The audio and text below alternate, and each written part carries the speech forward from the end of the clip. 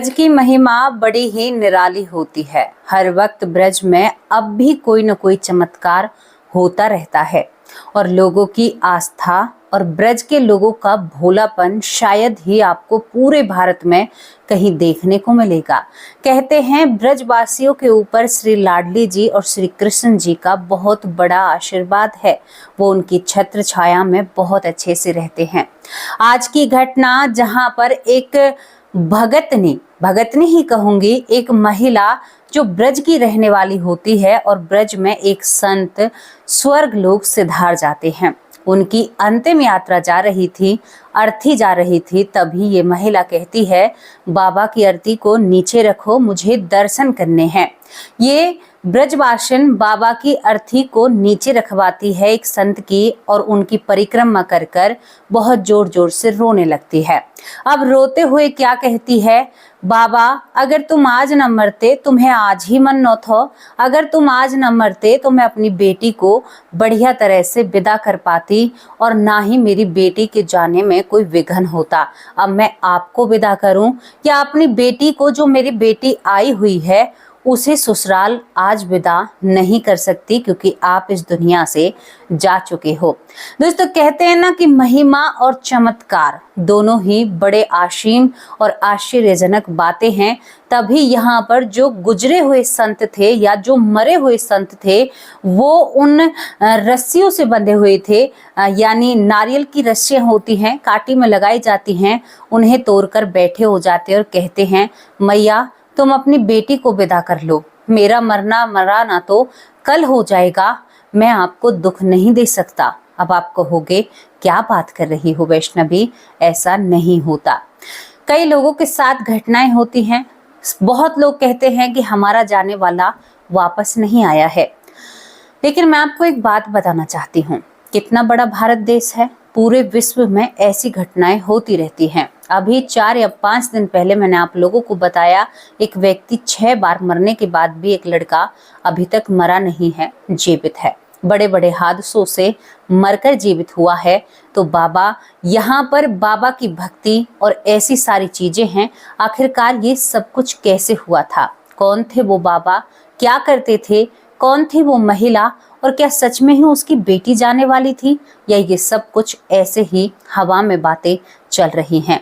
सुनोगे तो दिल गदगद हो जाएगा, बड़ी अपार शांति मिलेगी, मन को सुकून मिलेगा। आहा प्रभु, कितना आनंद है आपकी बातों में, कितनी रस भरी आपकी बातें रहती हैं। मैं उस तरह से आपसे नहीं कर पा रही हूँ, लेकिन कोशिश कर रही हूँ। दोस्तों आपको मेरे साथ ब्रज चलना होगा, ब्रज के बरसाने चलना होगा। ब्रज के बरसाने में एक महात्मा रहते हैं। महात्मा बड़े ही अनंत भक्त थे, हमेशा अपनी तपस्या में माला फेरना, और आपको बताऊं कंठस्थ, यानी उन्हें मोहजुबानी भागवत पूरी याद थी। और आपको बताऊं श्री भागवत उन्हें याद होती है। वो हर समय माला जपते रहते हैं श्री कृष्ण भगवान की, लाडली जी की। और वो करील आपने देखा हो, यानी सिही या झूकटा जिसे बोलते हैं गांव की भाषा में, वो ऐसा होता है गोल मोल सा पेड़, करील का पेड़ उसे कहते हैं। तो उसके अंदर ना ऐसे गोल सर्कल, और उसमें इंसान रह सकता है, कोई जानवर भी रह सकता है। तो ये बाबा अपनी कुटिया भी नहीं बनाते हैं, उस करील के अंदर ही रहते हैं और थोड़ा सा मिट्टी का तेल रखते हैं, वो भी रोशनी के लिए। एक छोटी सी शीशी करीबन 6-6, 7-7 महीने चला करती थी। इस तरह के बाबा थे और ये ब्रजवासियों के ऊपर आधारित थे। ये गांव से यहाँ पर भोजन मांग कर लाया करते थे, जिससे अपना पेट भरा करते थे पूरे ब्रज में। और यहाँ पर कुछ लोग ग्वारिया, जिन्हें जो भैंस चराते हैं या गाय चराते हैं खेतों में, यानी चरवाहा उन्हें बोल भी सकते हैं, और ग्वारिया इन बाबा के पास बैठकर थोड़ी देर सताया करते थे, आराम किया करते थे और इनके भोजन से खुद खाना खाया करते थे। अगर बाबा किसी दिन भिक्षा मांगकर नहीं लाते थे तो उस दिन ग्वारिया अपने भोजन से इन बाबा को भोजन कराया करते थे। बड़ा आनंद आता था इन सभी को साथ बैठकर। ग्वारिया कहा करते थे कि बाबा आज हम ये बनवा कर लाए हैं, आपको ये खाना होगा। और बाबा जो भी गांव में से 7-8 तरह की सब्जियां, रोटियां, जो कुछ मांग कर ले जाया करते थे, बड़े प्रसन्न होकर ग्वारिया ग्वारियों को खिलाया करते थे और आपस में इस तरह से ये सभी लोग रहते हैं। भगवान की भक्ति में डूबा हुआ एक भक्त जिसने इस दुनियादारी से मोह तोड़ लिया था, वो अपनी भक्ति में इस तरह से डूबा रहता था, कभी भी व्यर्थ बातें नहीं करते थे। अगर कोई सच्चा संत होगा तो वो व्यर्थ बातें बिल्कुल भी नहीं करेगा। हर बात को, हर बात वो उसी दिशा में करेंगे, हर बात को जो भगवत या भगवान के पास जाती हो या भगवान के बारे में हमें सिखलाती हो। ये बड़ी अच्छी बातें हैं हमारी संतों की। कहते हैं कि एक गुरु जब किसी का बनता है ना, जब तक उसका चेला पवित्र होकर इस धरती से नहीं जाता है, तब तक एक गुरु को भी बार बार जन्म लेना पड़ता है अपने चेले के जीवन को सुधारने के लिए। गुरु और शिष्य पद्धति ये होती है। दोस्तों, हम कहाँ पर थे कि खाना पीना चलता रहता है। बाबा बड़े चकाचक और मजे से रहा करते थे, लेकिन एक दिन ग्वारिया खीर बनवा कर लाते हैं। एक ग्वारिया बहुत ही ज्यादा बाबा को पसंद करता है। बड़ी स्वादिष्ट खीर बनवा कर लाए थे क्योंकि घर का दूध दही था। खीर बनवाने के साथ साथ लकड़ी में वो खाना बांध रखा था। तभी बाबा के उस करील या झूकटे के पास पहुंचते हैं जिसमें बाबा रह रहे थे। बाबा को आवाज लगाते हैं। बाबा वहां पर माला भज रहे थे तो एक ग्वारिया हंसते हुए कहता है कि जे मोढ़ा पूरे दिन माला जपता रहता है, बताओ इसको खाने की भी सुध नहीं है। अरे बाबा, कितना भगवान को प्रसन्न करेगा, हमारी तरह रहो ना। हमसे ठाकुर जी बड़े प्रसन्न रहते हैं और तुम हमेशा माला जपने में लगे रहते हैं। और बार बार बाबा को छेड़ता रहता है एक ग्वारिया, और कई ग्वारिया आकर बैठ जाते हैं। बाबा, आज तुम बोल क्यों नहीं रहे हो, आज तुम बातें क्यों नहीं कर रहे हो, ये तो गलत बात है। जब ग्वारिया इतना ज्यादा बाबा को परेशान करते हैं तो बाबा अपनी आंखें खोलते हैं और कहते हैं, आज मैं भोजन ग्रहण नहीं करूंगा। चेला कहते हैं, जो ग्वारिया होते हैं, अरे वाह मूढ़ा, हम तुम्हारे लिए खाना बनवा कर लाए और तुम हमारे खाने को ना कर रहे हो। तो यहाँ पर संत हाथ जोड़ते हैं, नहीं बाबा, ब्रजवासियों को मैं परेशान नहीं कर सकता, लेकिन आज मैं यहाँ से जाने वाला हूँ। मेरा आज आखिरी दिन है और अब मैं इस दुनिया से जाऊंगा, इसीलिए अभी से अन्न को त्याग रहा हूँ। सभी यहाँ पर जो ग्वारिया होते हैं हंसने लगते हैं। मोड़ा थोड़ा सटिया गया लगता है, ऐसा हो सकता है, तुम्हें कैसे बता, तुम मरने वाले हो। हे तो ब्रजवासी यहाँ पर बड़े भोले और सीधे साधे। अब सभी जबरदस्ती करते हैं, अरे बाबा खा लो ना, आप नहीं खाओगे तो हमारा मन नहीं रहेगा, आप खाओगे तो हमारा भी दिल लग जाएगा। संत यहाँ पर ब्रजवासियों की इच्छा को पूरी करने के लिए वहां पर थोड़ा सा भोजन ग्रहण करते हैं। इसके बाद जितने भी ग्वारिया होते हैं वो सब अपने अपने घर चले जाते हैं। संत ने कहा था कि आज शाम को हमारी टिकट कटने वाली है, हम इस दुनिया से जाने वाले हैं। अब दोस्तों, यहाँ पर शाम को देखने के लिए ये लोग जाते हैं कि भाई मोढ़ा सच बोल रहा था बाबा या झूठ बोल रहा था।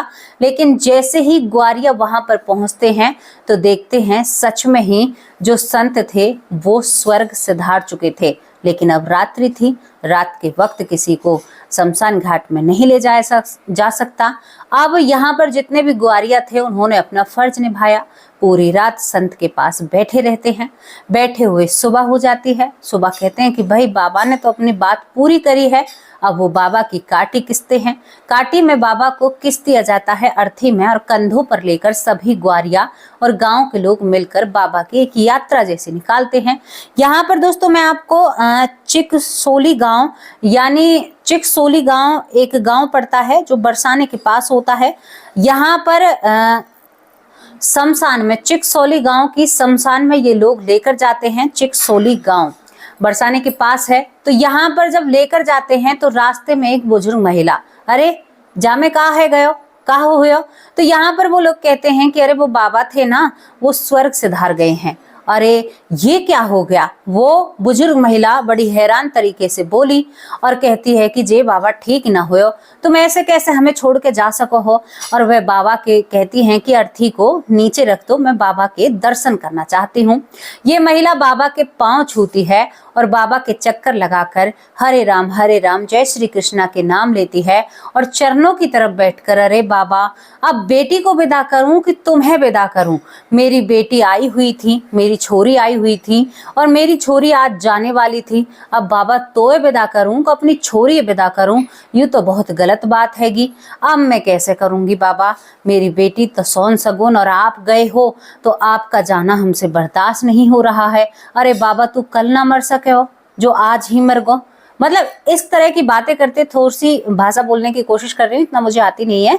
तो ये कहती हैं, ये जो ब्रज की यानी महिला होती हैं, कहती हैं कि बाबा तू कल ना मर सके हो जो आज मर गो, आज मर गो। बता मेरी बेटी के जाने में अब मैं बेटी विदा करूं कि आपन ने विदा करूं? ऐसे ही करके विलाप कर करके रो रही यूं महिला।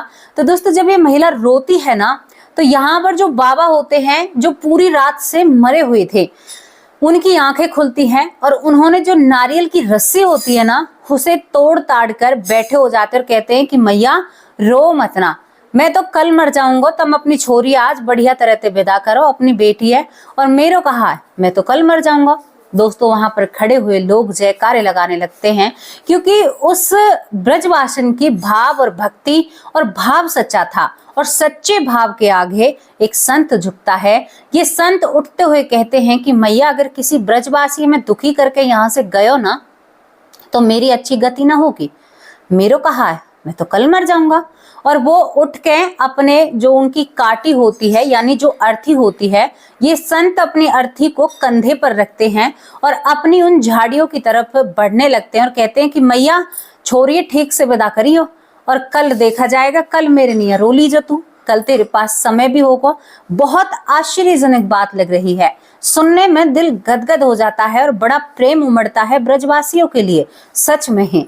दोस्तों यहाँ पर जो संत होते हैं अपनी झाड़ियों के आगे अपनी काटी को रख देते हैं और तभी यहाँ पर सभी जो यहाँ पर ग्वाले होते हैं या जो ग्वालिया होते हैं वो सभी आते हैं, कहते हैं कि बाबा तू तो पूरी रात मरे रहे हो और तू अब जीवित कैसे है वो यकीन ना है रो बाबा, ऐसा कैसे है गो।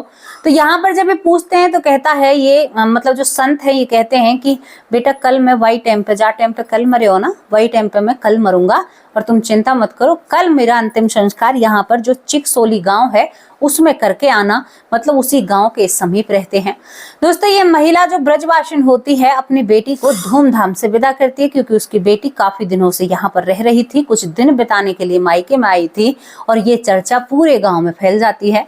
पूरे गांव के लोग इन संत से मिलने के लिए आते हैं, जो भी दूर से देखे इनकी जो झाड़ियां थी उन पर इनकी अर्थी रखी हुई थी। कुछ लोग कहते हैं कि बाबा इस अर्थी को हटा दें, अब आप नहीं मरोगे। तो बाबा कहते हैं कि नहीं, मैं उसी समय पर जाऊंगा, ये तो माँ की पुकार थी तो मुझे वापस आना पड़ा और मैं तो जा चुका था यहाँ से, मुझे तो प्राप्ति हो चुकी थी, लेकिन एक ब्रजवासी का दिल थोड़े ही दुखा सकता हूँ मैं।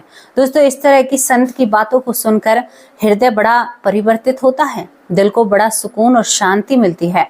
कितनी अच्छी अच्छी बातें लगती है ना, मुझे तो लगता है कि बोलती ही जाऊं, सुनती ही जाऊं, सुनाती ही जाऊं और ये वक्त चलता ही रहे। मेरा पता नहीं क्यों ऐसा मन करता है ऐसी घटनाओं को बोलने में और बताने में। दोस्तों यहाँ पर उनकी बेटी विदा हो जाती है, पूरे गांव को इंतजार था कि मोढ़ा मरेगा कि नहीं मरेगा। सच में ही मुझे बहुत ऐसा लग रहा है। इसके बाद जब वही समय होता है शाम का, उसी समय इस बाबा के, इस संत के प्राण निकल जाते हैं। आज भी उस गांव में, चिकसोली गांव में इन बाबा की समाधि बनी हुई है जिनको लोग पूजते हैं और उसी समय प्राण पखेड़ उड़ जाते हैं और उससे दूसरे दिन बाबा की अंतिम यात्रा निकाली जाती है। और ये महिला खूब छाती पीट पीट कर रोती है, कहती है कि बाबा ने तो मेरी इच्छा पूरी कर दी और बाबा ने तो मेरी सबरी बात सुन ली और बाबा तो बहुत बढ़िया हैं और बहुत अच्छे हैं। और पूरे रास्ते में रोती हुई जाती है और प्रणाम कर कर शमशान घाट से अपने घर की तरफ लौट जाती है। दोस्तों ये थी उन संत की कहानी। सोचिए जिन्होंने मृत्यु को अपने बस में कर रखा था। हम अब तक सुनते आए भीष्म पितामह को मृत्यु इच्छा मृत्यु का वरदान था, लेकिन क्या इन संत को भी इच्छा मृत्यु का वरदान नहीं था? बताओ, उन्होंने मृत्यु को नहीं, कहते हैं कि काल किसी के बस में नहीं आता, लेकिन ऐसे ऐसे संत हैं, ऐसी ऐसी भक्ति है, ऐसी ऐसी पूजा है जो काल को भी कहते हैं ना कि अपनी पार्टी से बांध लेते हैं। हमने सुना था कि रावण ने काल को बंदी बनाकर रखा था, कहते हैं कि रावण की कुछ इच्छाएं थी।